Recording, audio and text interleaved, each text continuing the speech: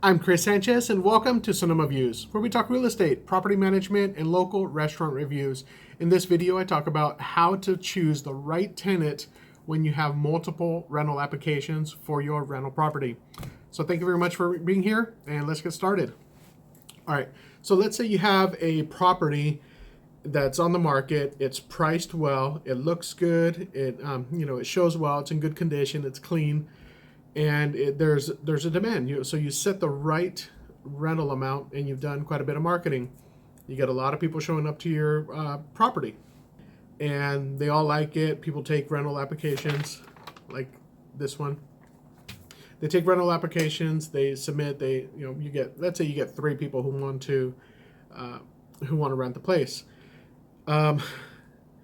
The way that I do it, and here's my best recommendation for landlords who are renting out their properties by themselves, and you have a lot of interest.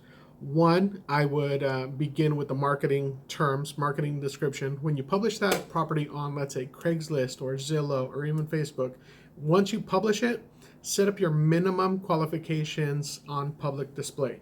Start with that first. So you have your minimum credit score requirement and your minimum income requirement. By the time they apply, they already know what the qualifications are. For example, I use a 650 credit score, and income has to be 2.5 times the monthly rent amount. So that's the first thing, because that's what helps with screening or filtering the people who actually apply.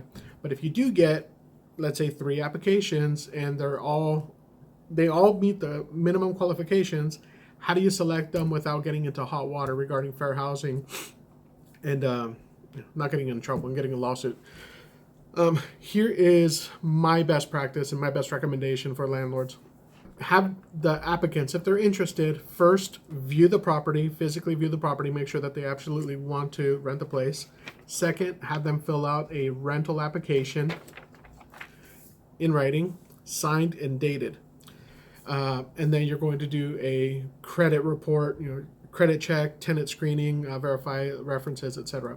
But have them fill out a paper rental application and then have it turn it into you. Now, this is key. What I do is I process the applications, I review them in the order they were received, chronologically. And the reason I do this is to avoid getting into hot water and being accused of discrimination. Okay, nobody wants to go there, and it's fair housing is a big deal. So what I do is I get an application. This just happened to me recently with the apartment in Santa Rosa. A lot of people were interested. I took the first application that was complete, and that's the key. If it's incomplete, I could set it aside and review another one. But I go in the order they were received, make sure that they pay an application fee, application processing fee, because that's the other sign of commitment. If you get 3 applications, only one of them gave you payment, then the other 2 are not complete. You're not going to screen those. So start with 1, go through the motions, review the application, check the credit, check the references, and if they meet the minimum qualifications, extend the offer to that applicant for 24 hours. Ball's in their court. You've been approved. Here are all the terms. Here's your move-in date. If you'd like to accept, please sign this acceptance, and then we move forward.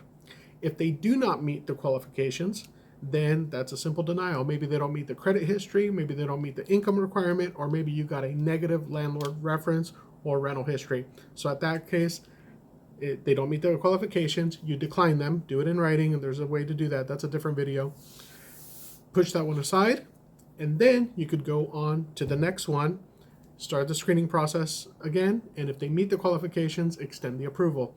Now, one thing that's going to happen, I'm going to wrap this up, dismiss. One thing that's going to happen is you will have somebody that you like. They might be overqualified, and they apply for the rental, and they have high credit scores, they have strong income, stable employment, they have money in the bank, they seemed eager, but those qualified tenants they're not just looking at your property, so they're shopping around. So jump on it quick, make that offer quickly, because what has happened and will happen is you have one and you sit on it.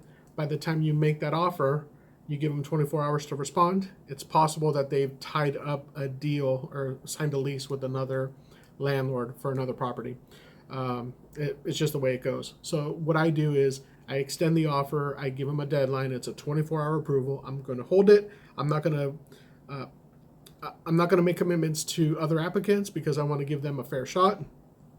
You've been approved. Here you go. Plus, by giving them the approval, I'm not refusing rental housing and I'm not being discriminatory. It's just extend the approval. Ball's in their court. They could accept it, which means bring me money, bring me a cashier's check, and then we'll take the security deposit as a holding deposit. But if not, then at that point, the application is expired. I offered it. They didn't take it. Move on to number 2 and go down the process. So my best recommendation, go chronologically in the order you receive that application, and that will help steer clear of violating fair housing laws and getting into any hot water regarding discrimination. I hope you like this information. If you'd like to receive future videos, be sure to, you can click subscribe, but there's also a little bell icon, a little ring bell. Click that and you'll get notifications when there's future videos. But I hope to be putting out quite a bit more content, and I really do hope you enjoy the information, and I hope it brings you value in one way or another. Thanks for watching.